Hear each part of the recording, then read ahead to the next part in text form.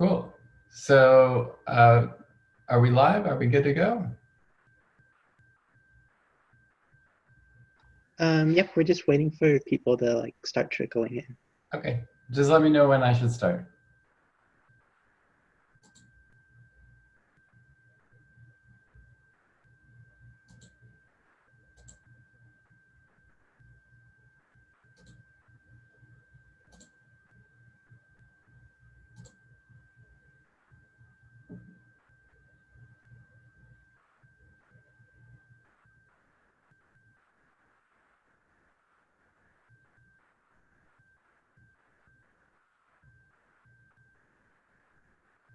I think we should be good to start. Yeah, great. Okay, well, this is interesting because I can't really see any of you, but it's really a pleasure to be here, and I do see some familiar names in the chat box or the attendees list. But hi everyone, my name is Nick Guthman. I am Blue Future's co-executive director, and Blue Future is a youth-led political action committee focused on supporting high school Dems, college Dems, and really any young person who wants to get involved in political organizing, obviously on the Democratic side. And so again, really it's a pleasure to be with you all. I was at the training last year in person in DC, and I wish we could all be in person again together, and soon we will, especially if we win the election. And I know that everyone here is committed to doing so in the different ways that they can. So I'm going to share my screen and basically go through a couple of fundraising best practices and some ways that Blue Future might be able to support you all with fundraising, but I won't spend too much time talking because I think it will be more useful to answer any questions that you all may have either about fundraising or about the organization or anything else. So let me try and present my screen here. Let's see, cool. So y'all should be able to see this now. And I have a split screen, so I'm just looking over here, but I'm with you all still. So you will get this afterwards, after today. We created a little fundraising packet for everybody via Google Docs, so you can use this and share it with the rest of your club or other folks. You know, fundraising, it's a challenge, but it's also so critically important to the work that we all do and to politics in general, because without it, we can't really get anything done if we don't have the funds to do it. And so Blue Future, you know, we've been able to find some success in raising money by telling our story and the story of youth organizers like yourselves who are doing such tremendous and impactful work at the local, state, and national level to make sure that we have leaders who represent us and who represent the values that we share as a generation. And as you know, we are the most progressive generation this country and this world has ever seen. Yet our leaders aren't quite there with us yet. So we have a lot of work to do. And by sharing our stories as to why we get involved and why the work that we're doing with our high school Dems clubs, college Dems clubs, with different organizations, working with candidates and campaigns is so important. Telling that story, helping to flip the script that says young people are not civically engaged. All 50 of you who are on this call are an example of that. We of course are engaged. We know what's at stake. We know what to do and how to make a change. We need some funding to make it happen. So I'm going to go through this kind of fundraising packet that is pretty much just a couple of steps, as you can see here. And then review some best practices that we've learned over the years, and then also share with you all a couple sample kind of emails and some language that is helpful to use in trying to pitch. And we'll go over this to get you all to start thinking about who you might ask. And you know, I think like most things in politics, it always can be scary at the start, and we, especially as young people, may feel nervous that we aren't, you know, trusted enough, we don't have enough experience or what have you. But like most things, it gets better with practice, and we just have to try. So as you might imagine, the first thing you have to know before you start fundraising is how are you going to receive donations? And I know this can be a challenge for many of the clubs. We'll talk about it a little bit later, and Blue Future will be happy to help in whatever way we legally can, and we sort of programmatically can support you all. But preferably via Act Blue is a terrific way to raise money, but maybe there are other sites that you are using to raise money. Maybe you're just accepting physical checks, if you're accepting money at all. But obviously the first step is, if you're going to ask people to give, you have to have some infrastructure, something set up to receive those donations. And so, happy to answer questions about that once I finish the presentation. But now I'm going to go through a couple of best practices that we have. And then again, I'll actually be asking folks, if you do have paper or want to do it on your computer, to think about some folks you might ask to raise money for, even if it's theoretical, but try to put some of this into practice. So here are a couple of best practices. Again, I'll share this with you all, so you don't really need to take notes. But step one is really to build a multi-channel campaign to try and reach people where they are and find your potential supporters. So that might be an email listserv that you've been building through your volunteers, through your club members, and their networks, and getting people to sign up to get regular updates, for example. Obviously, if that list is mostly young folks and high school folks, they might not have a lot of money to give, but they might have some. And maybe you start a $1 per month club or something like that. Now, many more people, especially older folks, will be on Facebook, right? Others will be on Twitter, others on Instagram. And I'm just getting hip to, even though I'm only 24, how to use TikTok for political engagement. And I'm sure many of you saw the impact it had on Trump's rally a couple of weeks ago, which was super, super cool. But then also you can text people.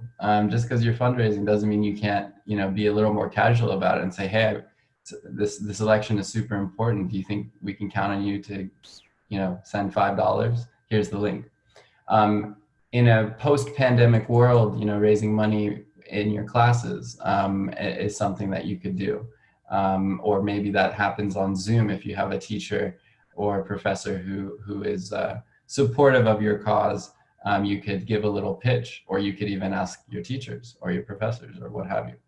And then, you could have some sort of kickoff event. Again, in a post-pandemic world, you might have a fundraiser, where there's food and maybe a guest speaker, and people come together, or, in the pandemic that we're now in, some sort of video that really kicks it off. And then you launch the social media campaign, you send it to the email team, you put it on TikTok, you text it to, you have each club member text it to a bunch of people.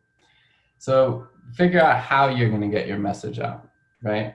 And then when you think about what the message is, it's going to vary from club to club, from student to student, from member to member. But what's super important is we have to establish a sense of urgency. Why do we need this money, and why do we need it now? Not tomorrow, not the next day, not in a year. We need the money now. So you have to establish some sort of urgency when you're making an appeal. And Blue Future, we've had the most success with our fundraising pitches, both to our email list, on social media, to bigger donors, to smaller donors. When we're able to say, the primary is next week, we are doing everything we can to help elect Charles Booker in Kentucky, as an example. Please donate $3 today so that we can call 10 more voters, and getting really granular, which is something I'll talk about as well. But here's a sample message that you could probably come up with a better one and kind of iterate off of. But we're 4 months away today, 4 months away from the most important election of our lives. Can you donate now to support students organizing for this candidate, or in this city, or at this school, so that we make sure young people turn out to vote for the Democrats? And by putting that time frame on it, it makes a big difference. So think about how you can build urgency and think strategically about when you might launch a campaign, a fundraising effort. Let's see, I just want to see the chat to make sure I'm not missing anything. Okay, cool. I'll answer questions on the chat at the end, but feel free to put as many questions there as you'd like. Again, thinking about your message, you want to create a sort of short and clear call to action, and make it clear why you're raising money and what your message is. And so we have a couple sample messages here that you could easily put on Twitter or in an email or whatever, and you could, of course, expand upon. But for example, we are done with Trump and Republicans' failure to keep our generation safe. amidst the pandemic, amidst the climate crisis, amidst gun violence prevention, and the rest. Let's show them just how much we can accomplish when we organize and push forward for change. Can you donate $5 today, or whatever it may be? And then, you know, for example, in a few months, we could say, in less than 2 months, there will be a new Senate. That's a fact. And whether it's one that fights for our generation and fights for the values that we share is up to you. Can you chip in just $2 for the next 2 months to show politicians that we've had enough, or whatever you might say? So again, you'll get all of these messages. I won't go through them all. But think about what that message is and what might hook people to give. Another really important step is to set clear and realistic goals. Now, for many of us, you know, we're not probably going to raise hundreds of thousands of dollars. We may not need to raise that much money, but think about what a real goal is. And let's say, for example, that you want to be able to run an internship program out of your high school Dems club or your state federation, and you want to pay people, I don't know, $100 for a couple weeks of work where they'll be working with the campaign of your choice. So let's say you set a goal of, we want to hire 10 interns. We want to run an internship program and $100 per person. So we need $1,000. That's our goal. That might be too much. That might be too little. The fact of the matter is, you're not going to know until you ask people. But by having a plan in place, having those messages, building that urgency, we need to raise the money now so we can get to work and start helping these candidates and campaigns. That will make a big difference. And think, again, strategically with your e-boards, with your team, with your networks, with your mentors, with the campaigns, what might be a realistic goal? It could be $100. But hopefully coming out of this training, you feel better equipped to at least give it an attempt and try. And again, you'll be pretty surprised what people might give. And the only reason people will give is if they are asked. We're not going to get donations out of thin air. So we have to ask, and we have to be bold, and we have to be confident in what it is that we're doing. And you all should be, because what you're doing is critically important everywhere, in every part of this country. So again, tell people how much you need, and it will make it feel real and tangible. Talk about those 10 students who are going to be the interns, you know, tell their stories, have a picture of them and say, you know, Nick needs your support. Can you chip in $10 to help us get to our $100 goal, or whatever it may be? And make it real, make it tangible, make it urgent. And then again, I figure we might talk more about this later, but you know, we want to make it easy to act. So now you've hooked people in, you have a good message, you have a good story, you've built your urgency. We got to make it easy. You don't need people to go searching on how to donate to support your work. You don't want people to have to pull out their credit card 6 or 7 times, or write a check, send it in the mail, put the postage on it, let it get there. We want to make it easy. And so again, like Act Blue is the most reliable source. And one thing Blue Future can do, as long as we kind of figure out some of the legality things that we are hopefully we'll work on with you and your teams, we could easily create Act Blue pages for folks, and basically 100% of the donations go directly to the groups that raise them. It's very easy to track on Act Blue how much money each club might raise. We've done this in the past for high school Dems. We do it all the time for college Dems. And so we'll be glad to work with folks on that if that's an issue for your club. If you don't have a bank account, if you don't have sort of a treasurer or someone who can manage it, again, we make a link. You send the link out to whoever you might raise money from. We track it on the back end. Of course, we'll be transparent with you, and we'll send all the money back to you in whatever mechanism or method works for you. We also would cover the Act Blue fee, which is about 3% or so. So we could talk about that later, and I know we have to figure out some of the legal details, but happy to answer questions on that. The other thing I would say is, you could, in post-pandemic world, you could offer to meet people and pick up a check, or you could have someone mail a check. We, on all of our Act Blue pages, for example, say we're happy to accept checks. And so we get some checks for $5, $10, $50 every now and again, because some people, especially older folks, don't really trust online giving for whatever reason, and that's fine. So you got to meet people where they are, right? And make it easy for them. And then of course, for younger folks like ourselves, Venmo, Cash App, what have you, that all works as well. And have as many different ways for people to give, but as long as you're making it easy. So a few more best practices here. Tell your story visually. Zero in on a narrative, and whether that's the story of your club, whether that's the goals you're trying to reach, whether that's the candidate that you're working for. Tell that story. Maybe it's a video, and spend some time now making a video that has a really powerful story about why it's important to support the high school Dems in this time. And focus on positive outcomes. Like, we need to call out the fact that Trump or your governor, or the Republican who holds the city council seat, whoever you may be working for, we got to call them out and talk about why they're bad. But we can't just stop there.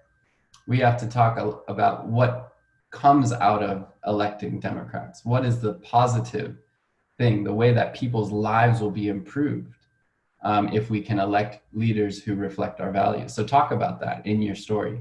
And this is why I'm fighting to elect Democrats, because I believe Congresswoman Ayanna Pressley is going to represent us in Congress and make sure that all residents in our district have what they need to succeed. Something like that. That was very standard, but you get the point.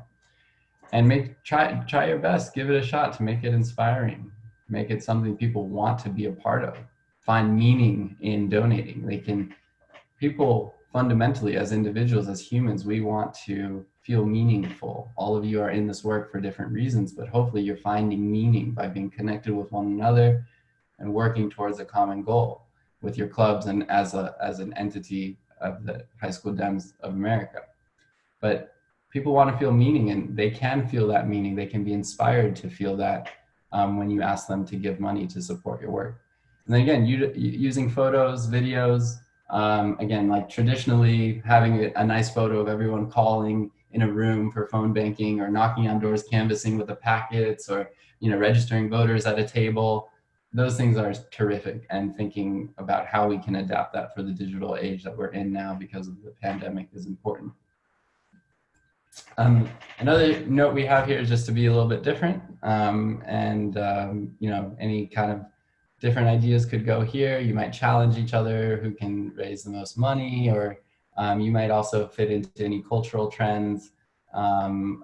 Think about, for example, like a while ago, this probably isn't as relevant anymore, but like the ice bucket challenge, which became a big social media trend. So you could do a kind of version of something like that and think, again, creatively. And I'm sure you all could come up with some really good ideas around that. And then the other thing that I want to point out is one of the most powerful fundraising tactics we have learned over time is when something happens in the news about, let's say, for example, a couple months ago, Donald Trump was attacking and continues to attack the Postal Service, right? And they want to privatize the Postal Service.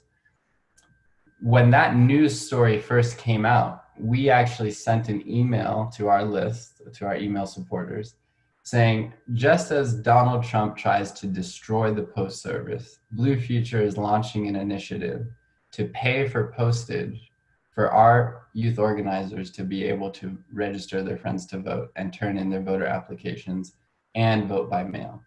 So donate, $3 today to sponsor X amount of stamps so that we can, one, keep the post office up and running, and two, we can register more voters and get them ready to vote by mail so that we can defeat this guy, Donald Trump, who's attacking the Post Service. So tying that news hook, and it could be done at a local level when someone says something stupid, or they tweet something, or whatever. I mean, there's all sorts of news stories that come out every day about the folks that we're working for. It could also be about someone who wins. So they just won their primary, right? Now we need to push them over the top for the general, chip in today. So think about and monitor the news for ways that you might tie your story, the story of the high school Dems, into whatever's happening in the news as a way to give people something to act on, right? You want, again, people to feel meaningful. And so when they see that news story of Donald Trump taking away the Postal Service, we gave them a way to take action against that because that's what they wanted to do. That's their values. So you can think in that frame as well and try and find some media hooks. And then to kind of close up here, you always want to engage your supporters, and it's always should be about more than just asking for money. You might ask them to also volunteer with you. You might ask them to provide a training, for example. If someone gives you money, but you also know that they work for the labor union in your town or what have you. Try and bring them in more ways than just asking for money, because that can feel kind of like transactional, and that's not always a bad thing, but we want to try and make people feel engaged. And then again, I remind folks here of the Ice Bucket Challenge. Think of easy ways for people to be a part of something, to find meaning in something, to share on social media once they've donated. There are like these bingo cards, maybe you've seen them, where people basically post on their Instagram story a blank card and say, I'm challenging my friends to donate $5 to support my candidate or my campaign or my cause. And then as people donate, you get to fill out your bingo card, and then it's full. And then those folks, you tag them on the bingo card, you tag them, and then they now can also try and challenge friends. So think about ways like that. And it could, again, be $1. I'm asking my Instagram supporters right now to donate $1. And if I get to 10, then this happens, or I will, do this or whatever. And then again, asking people to volunteer. If they've given money, they'll probably be able to volunteer. They might not, but you could always ask them, and again, that makes them feel engaged.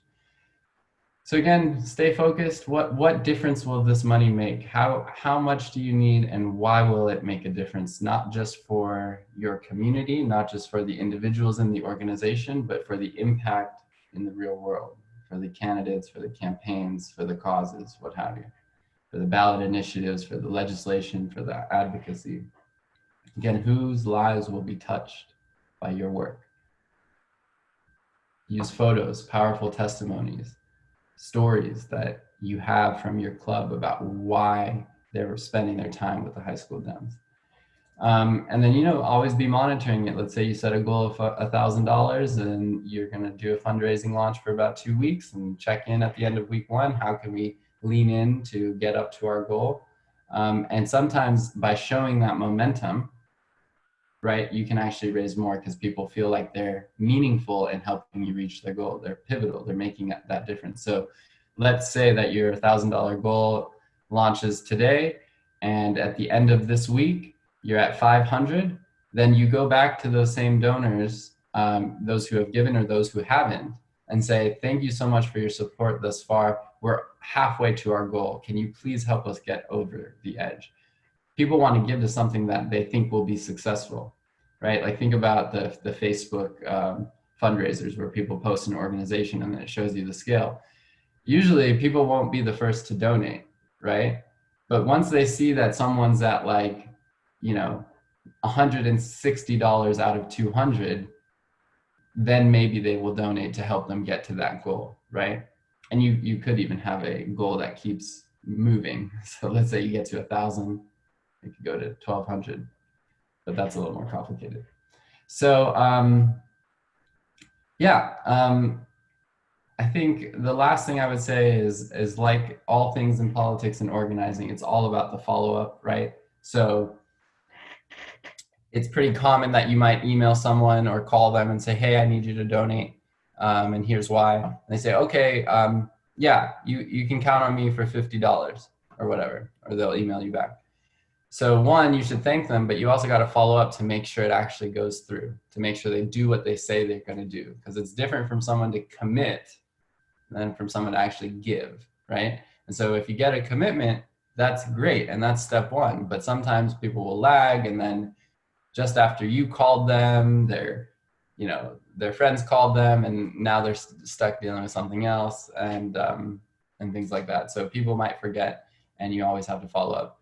And then, you could think about offering kind of levels of recurring or sustainer donations. So let's say that person gives you $50. The next time you ask, you might say, could you actually give, 25 a month? Because we know, you're so supportive of our cause. We're so grateful. And this is why we need $25 a month. And then think about, as soon as your first fundraising thing closes, start thinking about, well, what did we learn? What could we do better? And where do we go from here? And when will be the next time that we ask people for money? And then thanking folks, thanking folks, thanking folks. I can't emphasize enough how much it means to people to get thanked for their support.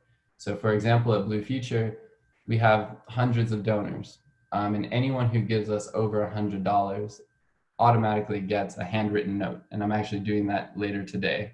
And I'm going to spend probably about 2 or 3 hours writing handwritten thank you cards to people and putting them in the mail if they've given over $100, because it really means something to them, right?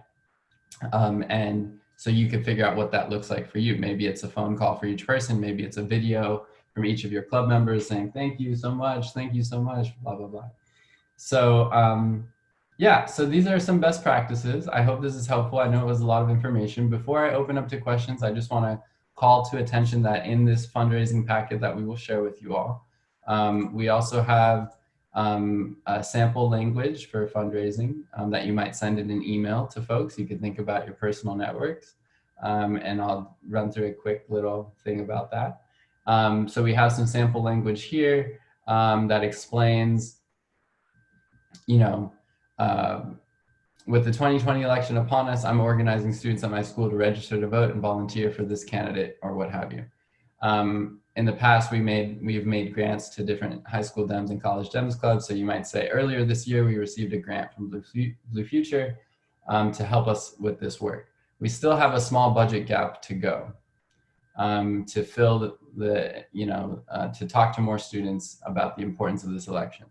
And we've just launched our small dollar fundraising campaign. So I wanted to ask if you would consider giving by a deadline. You always want it to be a deadline. Remember, there's urgency around it. It's not, I hope you might give one day. So, we invite you to learn more about our plan. I'd be happy to talk to you about what we're planning to do, but your contribution will be used for the following: making it real, making it tangible. This money is going to be for stipends for students directly. It's going to pay for trips to competitive districts and transportation to the field offices, access to peer-to-peer texting programs, or food for voter registration and things like that.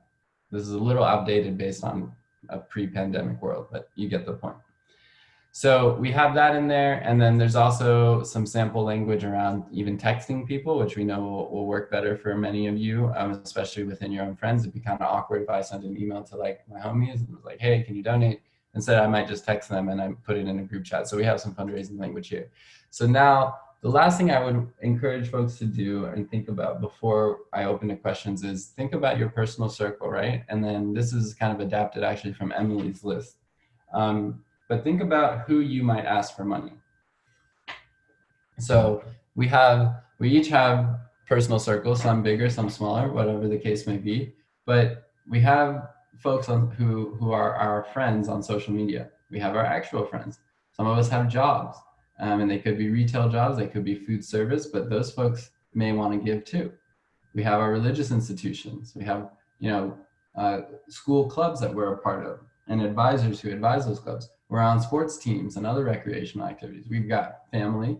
And again, we've got school. We've got a network of folks at school. And this is just a beginning, but you might think through who within these different kind of circles I could actually ask to support my work.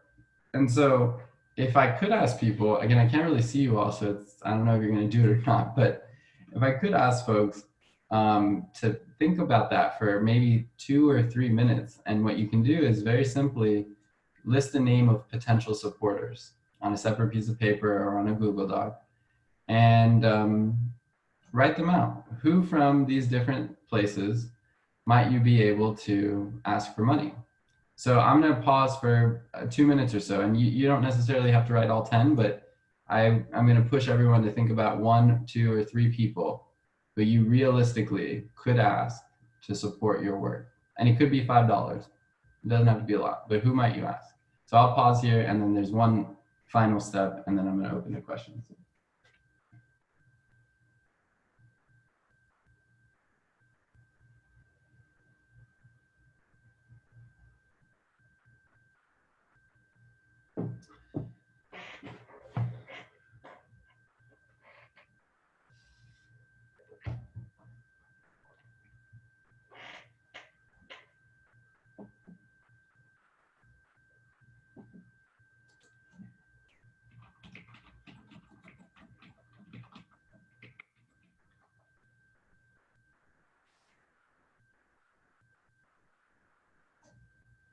or maybe a minute or so more.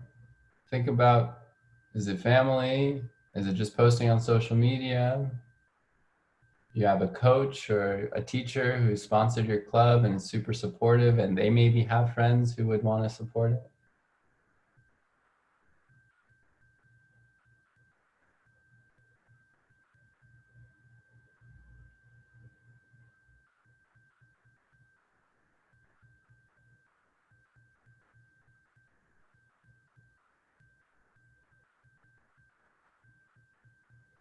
Cool. So now, and I'm just looking up one of the questions that we have from Matthew about the donating if you're under 18.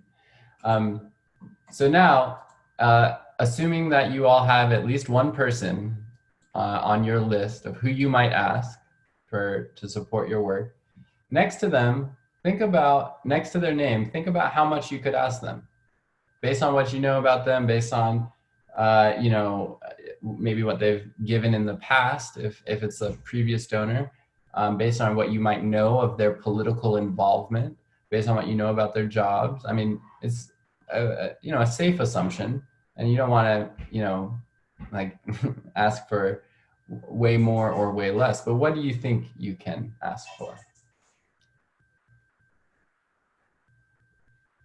So for example, for me, most of my friends are recent college graduates. A lot of us are strapped with student debt, and many of us have jobs that or you know, pay comfortably, but are not, you know, super lucrative because a lot of it is nonprofit work. So usually I ask my friends for $10 or $15, just as an example. So you'll put that down next to that person, whatever the number may be. And oftentimes what I've done in the past and what we do as a best practice is you kind of want to ask for more than what you think they'll give, right? Kind of sets them up, their expectations a little bit higher. So if you ask for 20, in my case, my friends, I think they'll be able to actually give 10 or $15. And you only get better at this with practice, right? And again, you'll learn people's behaviors by asking them. So, but for my friends, I'll probably ask them for 25 or $30, knowing that some of them might say, you know what, I can't do that, but I'll give you 10. And that's what I wanted in the first place. That's what I thought was realistic in the first place. So whatever number you've written down next to your person, think about maybe doubling it, or maybe if it's $5, you might ask for $7. If it's $3, you might ask for $9, whatever it may be. And then that's, I mean, that's kind of the first step, right? And then thinking about all of those best practices we just went through to actually ask those folks for money. But this is an activity that you all could do with all of your club members. Ask everybody to write down names of people, make it clear to them what will happen if they raise the money. You know, each person who raises this money will get to do this, this, and that, or this will support us in our attempts to do X, Y, and Z. So that the people who are raising on your behalf and within your clubs are able to understand its importance and why they're a part of it as well. So that's just a little activity that we offer. It's something I'm always thinking about personally. Who else could we ask? Who haven't I emailed in a long time? You know, we make new friends. We join new clubs. Some of you may be going to college next year. That will be a new pool of potential supporters. And again, you'd really be surprised what people will give if you ask. And that's how you get better over time. So I might start asking my friends for $10 or 15. What I realize is once I ask for 25, I double that amount. If I learn that my friends actually give 25, I'll have that. I'll remember that. It's tracked on a spreadsheet or on ActBlue or what have you. And then the next time I do a fundraising push, I'll ask them for 50. And they might still give 25 or they might go back to 10. But now I've learned people's behaviors. So if there's one thing you take away from all of this, and now I'll open to questions, is just give it a shot. It's scary, but it only gets better with time. And the worst thing they can say is no. That's it. No one will be offended. It's an honor to be asked, right?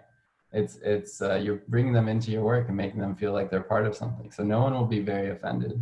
In fact, the only way to offend people is if you ask a millionaire for $5. They'll be like, what? Come on.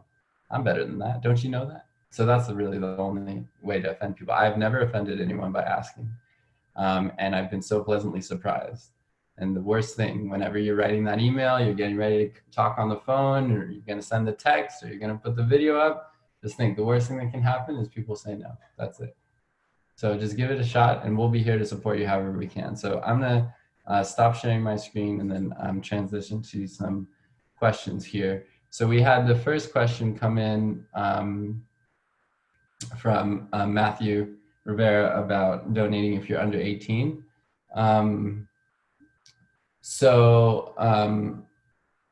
As you may have seen on my screen when you all were doing that activity, the FEC, Federal Elections Commission, says that an individual who is under 18 can make contributions to political committees and campaigns, as long as that decision is made voluntarily by the minor, and that the funds are owned by you all, and that it's not given to you just to donate.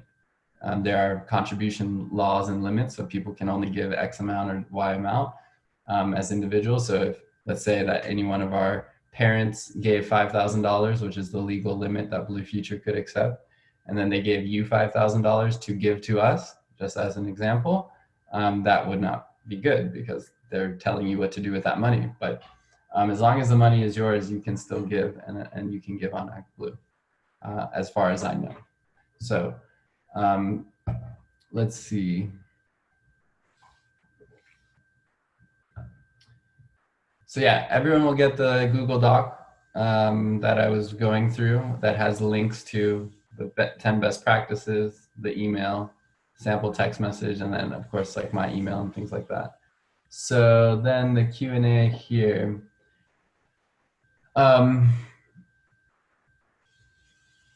So from Ella about how do you raise money for your chapter, do you want to expand on this question? Are folks able to unmute themselves? I'm not sure I'm fully understanding. You can raise money for whoever you want, and if it happens to be your chapter, then that's great. And then the chapter can do whatever they want with the money to help these campaigns. But Ella, do you want to speak up more?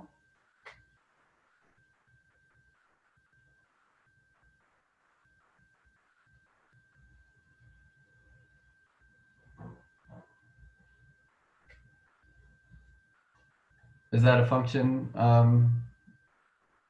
Milo? Or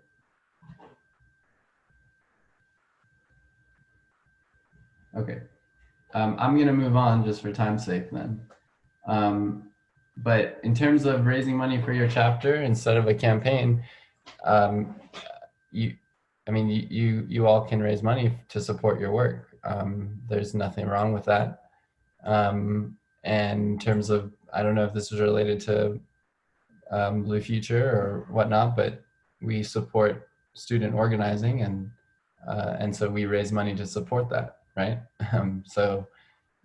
We create an Act Blue page, and that money is yours, basically, or it's ours, and then we give it to you.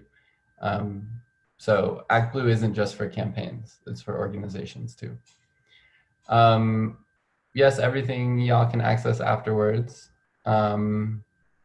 I'll send it to folks. So again, on the question of being over 18, I think the FEC is very clear that as long as that money is yours, then you can donate. So go you.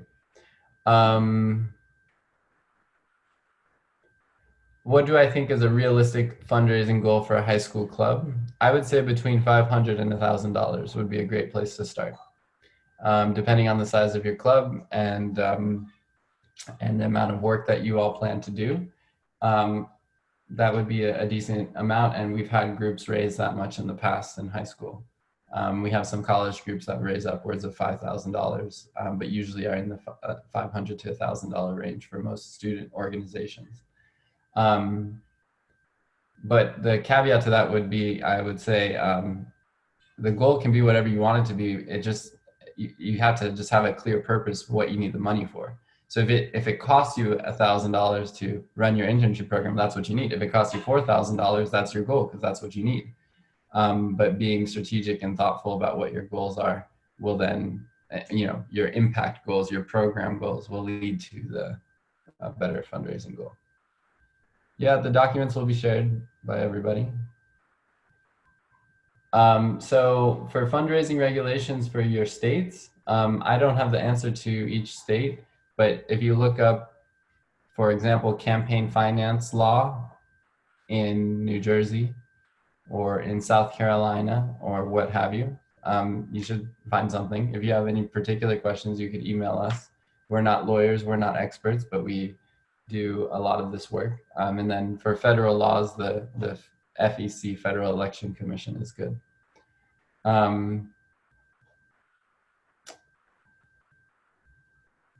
Does using Act Blue send a donation to count as a political? No, if the organization is non-political, Act Blue has nonprofits, 501c3s and C4s on their page. So it's only going to be a political contribution if it's going to a political entity like a PAC or a candidate or a campaign.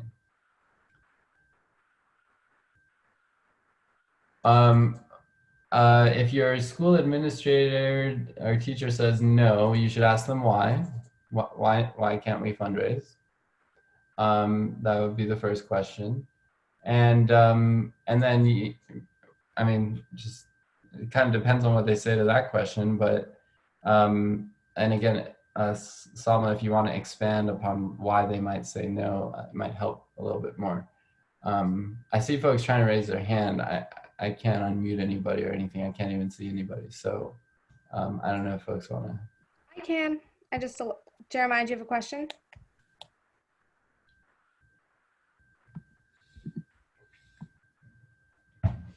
Jeremiah, you're not muted if you unmute yourself. Okay. Salma, do you have a question? You're not muted either.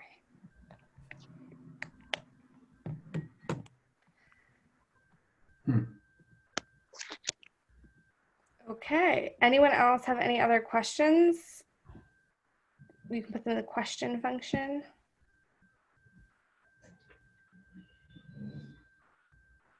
So yeah, I mean, just on Salma's point. Hello, can you hear me? Yeah, go for it. Yep. Okay, I was asking, so I'm an incoming freshman and I don't know what my school is going to do because because I think where I'm going to is like, they can say like they're stricter about things and I don't know if it's like, it's going to be a yes or a no because like, I'm kind of like a little hesitant to ask because, a lot of kids there could be like not into fundraising or starting a chapter. So I'm like kind of confused because I'm kind of like hesitant about, starting it. I want to start it. I'm very enthusiastic about starting it.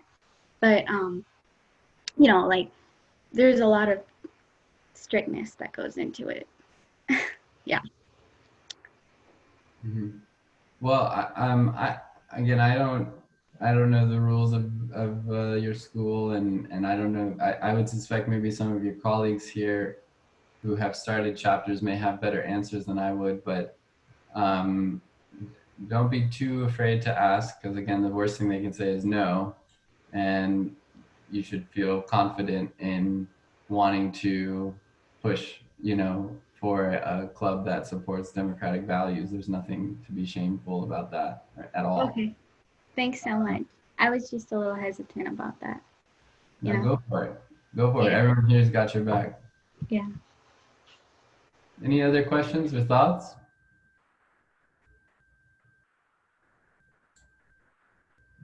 I don't think I'm seeing any more. So with that, I would just say thank you all for what you're doing. Keep up the good work. We have, I think, 126 days maybe or less until the election. And we just have to push. We have to be our boldest versions of ourselves. We have to raise the money that we need to be effective for these campaigns.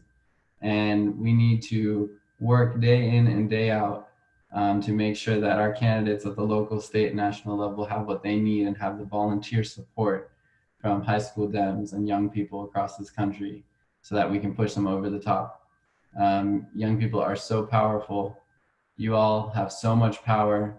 Lean into that and know that it's there and make sure your friends and your clubs know that it's there. And Blue Future is here to help and I'm here to help you. in any way that we can. So don't hesitate to reach out. I will send the fundraising docs, and you can always email me at any time. So good to be with you all. Thank you for inviting me, and we'll talk again soon. Thank you so much, Nick. Yeah, we will be sure to send out these resources in the Discord, and then after Summit, we'll compile everything and send it out again. Be sure to join your mentor meetings in 10 minutes. Thanks so much, Nick. Have a wonderful day, everyone. Bye.